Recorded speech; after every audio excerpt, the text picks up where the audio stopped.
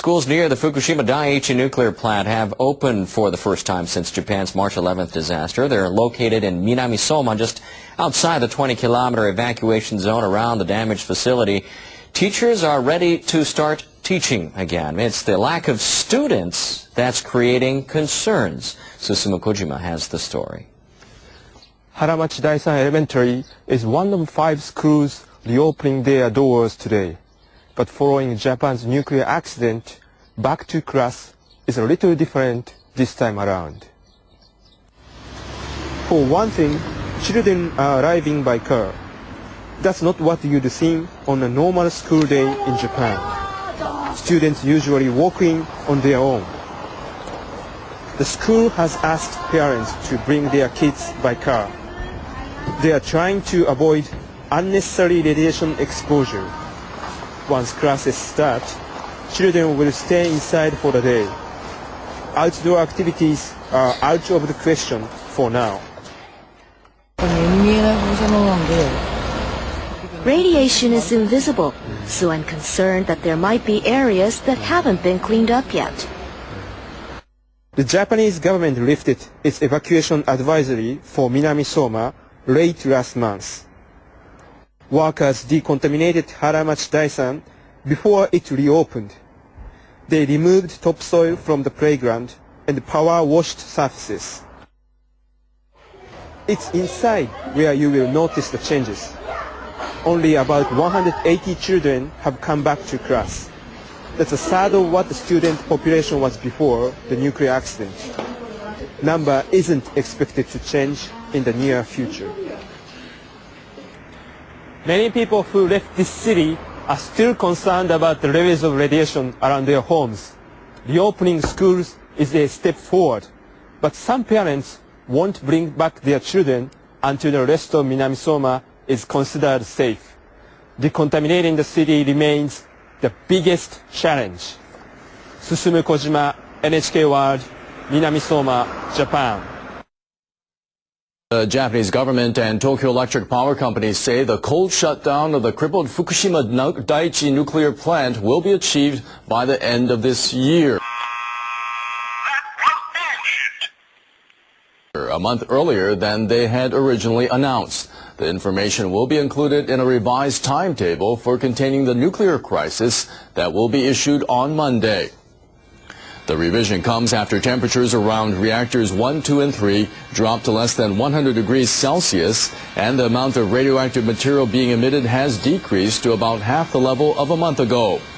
The government and TEPCO say the latest survey showed estimated radiation levels of about 100 million becquerels per hour.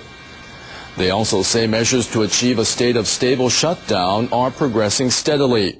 In addition, they announced that a giant polyester covering for the number 1 reactor building will be completed by the end of October. Goshi Hosono, the minister in charge of the nuclear disaster, said in September that they would try to achieve cold shutdown by the end of this year. Operator of the damaged Fukushima Daiichi nuclear plant says the water injection system using external pipes is most likely to cause problems in the future. The system was built as an emergency response to the crisis after the March 11th disaster. Tokyo Electric Power Company has calculated the risks that could stop the supply of cooling water and cause more damage to the reactor cores.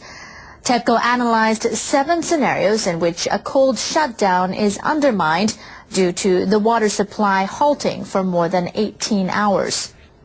A cold shutdown means the reactor temperature is below 100 degrees Celsius and stable. The scenarios include damage to the water injection system and external power outages. TEPCO found that the highest risk involves the water injection system being swept away by a massive tsunami and stopping the water supply to the reactors. The second most dangerous scenario is where the system is destroyed and it fails to resume. The company found that the outside pumps and pipes are 10 times more likely to sustain damage than conventional ones inside the building. TEPCO plans to reinforce the emergency facilities to maintain the water supply in case of a huge tsunami. The city of Fukushima, about 60 kilometers from the crippled nuclear plant, has started to remove radioactive materials from all the houses in the city. The decontamination work began on Tuesday in an area with 360 households where relatively high levels of radiation have been measured. Under the plan, professional cleaners commissioned by the city will scrub the radioactive substances from roofs and ditches with high-pressure equipment.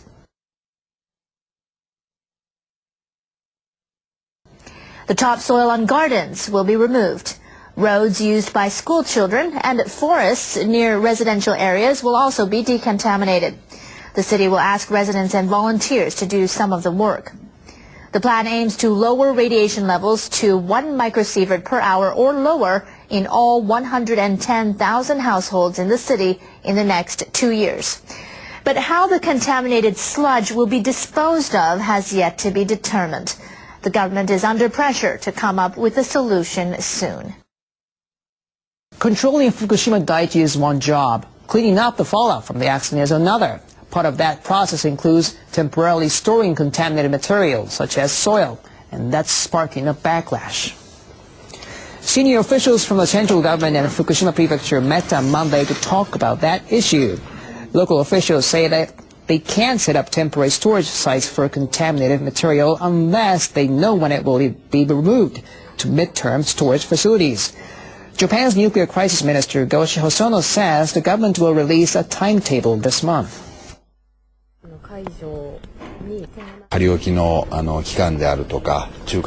The issues of how long the waste will be kept at temporary dumps and how it will be stored after that are both very difficult.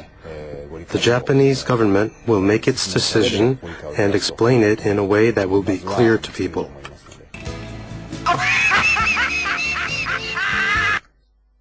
After the meeting, Fukushima Governor Yuhei Sato talked about the compensation plan for people who have been affected by the nuclear accident. He says the current procedure puts the victims at a disadvantage. They have to complete long application forms to submit to Tokyo Electric Power Company. Reconstruction Minister Tatsuo Hirano says the process may not be fair and must be revised somehow.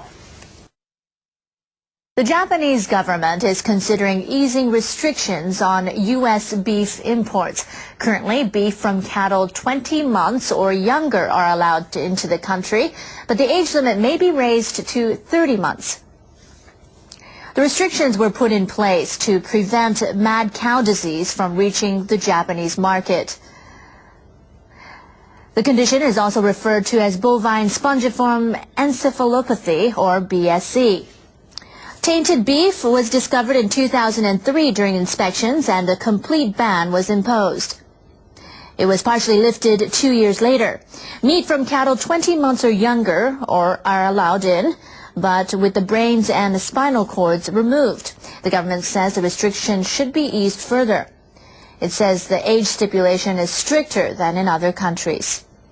No cattle has tested positive for BSE in the U.S. for 4 years, and the number of cases has plunged worldwide. The new policy would be in line with standards adopted by numerous other countries. The government is also considering easing beef imports from Canada, also bound by the same restrictions as the U.S. It's also thinking of resuming imports from France and the Netherlands.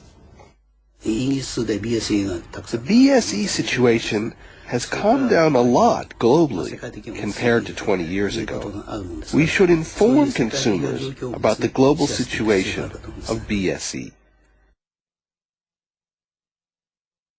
Controlling those reactors means putting them into cold shutdown. That's when their temperatures stays below 100 degrees Celsius and stays stable, of course. Officials with the Japanese government and Tokyo Electric Power Company now confirm that that will happen before the end of the year, a month ahead of schedule. The details are included in the revised timetable for containing Japan's nuclear crisis. The report states that the temperatures around reactors 1, 2, and 3 dropped below 100 degrees at the end of last month. It also says the latest readings show Fukushima Daiichi is emitting about 100 million becquerels per hour of radioactive material. That's about 1/8 millionth the level when the crisis began in March and about half of what it was a month ago. The revised timetable states additional radiation levels in areas just outside the plant should be about 0.2 millisieverts per year at the most. The government is aiming to lift the evacuation orders for the 20-kilometer no-entry zone and the areas outside that zone. The reactors must be in cold shutdown and the levels of radiation must be lower. The kilogram is one unit of measure that people have long relied on, but now the international standard is likely to be reviewed for the first time in 120 years. Scientists of the world will look at alternative ways to define the standard during the General Assembly of the member states of the Treaty of the Meter in Paris, which will start on Monday. Currently, the standard is the international prototype kilogram, a platinum and iridium alloy mass about 4 centimeters high. It's kept at the International Bureau of Weights and Measures, or BIPM, in a suburb of Paris. It's been used when making scales and instruments for measuring weight since the end of the 19th century. However, it has lost a slight amount of weight when it was cleaned, and its susceptibility to change over time is a matter of concern. One of the alternative ways to define the standard unit was developed by a group of Japanese scientists. National Institute of Advanced Industrial Science and Technology developed a method that uses the number of atoms to define weight. Mitsuru Tanaka, a member of the International Committee of the BIPM, which will decide the new standard, said the existing unit was not highly accurate at the level of very small units such as a microgram. If a new standard is adopted, it will contribute to the advancement of science and technology, including nanotechnology and biotechnology. The Assembly will vote on whether the standard should be revised on Friday, the last day of the Assembly.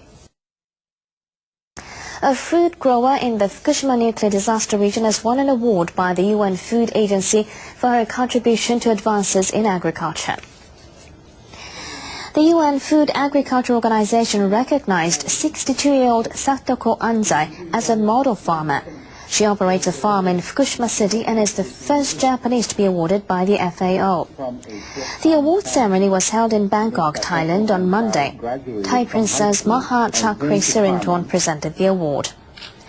Anzai grows peaches, apples and other fruit with her husband and son. She's known for her pioneering work in developing chemical-free cultivation methods with high yields.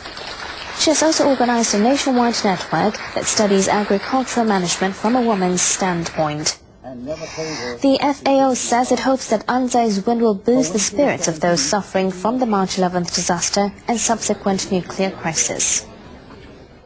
やりたくてもできない人がいっぱいいますので、福島にはそういう人たちの思いが入ってるような気がします。ぜひ元の福島に戻したいということで。Anzai's home and warehouse were damaged in the quake and tsunami, but she offered food and support to those who fled their homes near the crippled nuclear power plant.